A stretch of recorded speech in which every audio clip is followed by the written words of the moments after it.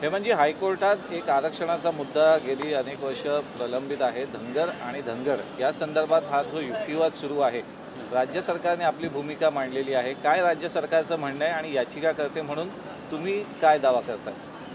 आता मी 2016ला जनहित याचिका माननीय उच्च न्यायालय मुंबई या ठिकाणी दाखल केलेली आहे।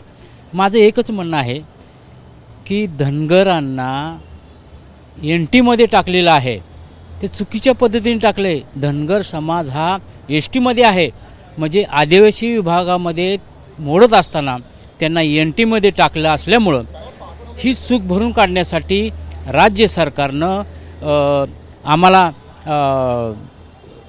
जिल्हाधिकाऱ्यांना पत्र द्यावं व ST मध्ये धनगर समाजाला प्रमाणपत्र मिळावं, ही आमची मागणी आहे। राज्य सरकारचं मत आहे की राज्य सरकार म्हणतंय की आम्ही NT मध्ये त्यांना घेतलेलं आहे, मग आम्ही त्यांना ST मध्ये घेऊ शकत नाही।